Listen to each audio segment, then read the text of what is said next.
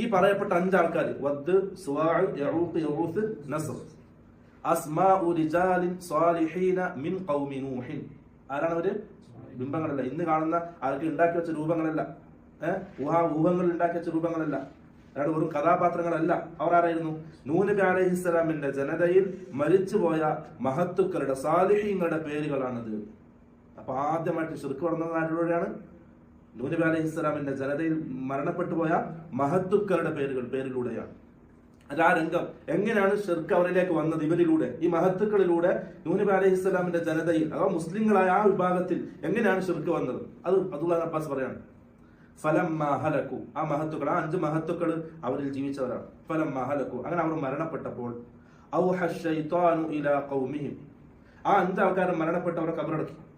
അതിനുശേഷം ഷൈത്താന് ആ സമൂഹത്തിലേക്ക് വന്നു. എന്നിട്ട് അവരിങ്ങനെ മന്ത്രിച്ചു, ഇലാ മജാലിസിഹിം അല്ലതി കാനൂ യജ്ലിസൂന അൻസാബ, ആ മഹത്തുക്കൾ ജീവിതകാലത്ത് ഇബാദത്തുകൾ ചെയ്തിരുന്ന സ്ഥലം, ആ സ്ഥലത്ത് അവരുടെ രൂപങ്ങൾ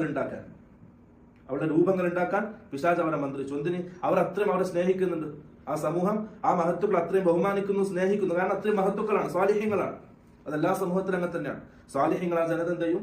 സ്നേഹിക്കും, ആദരിക്കും, ബഹുമാനിക്കും. ആ ബഹുമാനം കുറച്ച് അധികമായതാ പ്രശ്നം, അധികമാകാൻ പാടില്ല.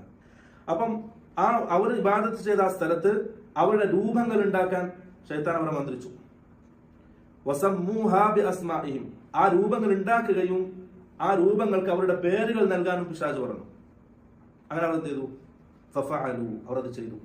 അവർ ഇരുന്ന് ഓരോ ആൾക്കാരുടെ വീട്ടിൽ അവരുടെ രൂപങ്ങൾ ഉണ്ടാക്കി, ആ രൂപങ്ങൾക്ക് അവരുടെ പേരും നൽകി. ഫലം തുഅബദ്, അന്നൊന്നുമില്ല, ആ രൂപങ്ങൾക്ക് മുമ്പിൽ ഇബാദത്തുകളൊന്നും ചെയ്യപ്പെട്ടിരുന്നില്ല. രാവിലെ വൈകുന്നേരം അവരിങ്ങനെ വന്ന് നോക്കും, ഒരു സമാധാനം. അവർ മഹത്തുക്കളെ കാണുമ്പോൾ, സാലിഹ്യങ്ങളെ കാണുമ്പോൾ ഒരു സമാധാനം, ഒരു സന്തോഷം. രാവിലെ വരും, തിരിച്ചു പോകും, വൈകുന്നേരം വരും, കണ്ടിട്ട് തിരിച്ചു പോകും. ഹത്താ ഇദാ ഹലക ഉലൈക, അങ്ങനെ ആ ഒരു തലമുറ കഴിഞ്ഞു, പുതിയൊരു തലമുറ വന്നു. ജനങ്ങൾ ഇങ്ങനെ കാലം സഞ്ചരിച്ചുകൊണ്ടിരിക്കല്ലേ. ആ ഒരു തലമുറ കഴിഞ്ഞ് പുതിയൊരു തലമുറ വന്നു. വതനസ്സഖൽ ഇൽമു, ഈ രൂപങ്ങളെ സംബന്ധിച്ചുള്ള അറിവ് ആ പുതിയ തലമുറയിൽ ഇല്ലാതായി. ഇതെന്തിനാണ് ഇങ്ങനെ ഉണ്ടാക്കി വെച്ചത്? ഇവർ ആരാണ്? മഹത്തുക്കളാണെന്ന് അറിയാം, എന്തിനാണ് ഇങ്ങനെ ഉണ്ടാക്കി വെച്ചത്? അതിന് ഉദ്ദേശം ഒന്നും അവർക്കറിയില്ല. ആ ഇൽമ് ഇല്ലാതായി. ഫഉബിദത്, അങ്ങനെ ആദ്യമായിട്ട് ഭൂമിയിൽ അവർക്ക് മുമ്പിൽ ഇബാദത്തുകൾ സമർപ്പിച്ചു. അള്ളാഹുലേക്ക് എത്താൻ അവരോട് ചോദിച്ചു. ആ മഹത്തുക്കളിലൂടെ നമുക്ക് അള്ളാഹുലേക്ക് എത്താം എന്ന് പറഞ്ഞ് മഹത്തുക്കൾ മുമ്പിൽ നേർച്ചകൾ, ഒരുപാടുകൾ നടത്താൻ തുടങ്ങി. ആ മഹത്തുക്കൾക്ക് മുമ്പിൽ സുജൂദ് ചെയ്യാൻ തുടങ്ങി. ആ മഹത്തുക്കളോട് അള്ളാഹുവിന്റെ അടുക്കൽ നമ്മളെ ബന്ധിപ്പിക്കണമെന്ന് ശഫാഅത്ത് തേടാൻ തുടങ്ങി. അവരോട് സഹായം ചോദിക്കാൻ തുടങ്ങി. അവരിൽ നിന്നും ബർക്കത്ത് പ്രതീക്ഷിച്ചു, അവരിൽ നിന്നും സഹായം പ്രതീക്ഷിച്ചു. അങ്ങനെയാണ് ലോകത്ത് ആദ്യമായിട്ട് മനുഷ്യ സമൂഹത്തിൽ ശിർക്ക് കടന്നു വരുന്നത്. അല്ലാതെ ആരും പുതിയ മതം ഉണ്ടാക്കി അള്ളാഹു ഭൂമിയിലേക്ക് ഇട്ടതല്ല. മറിച്ച്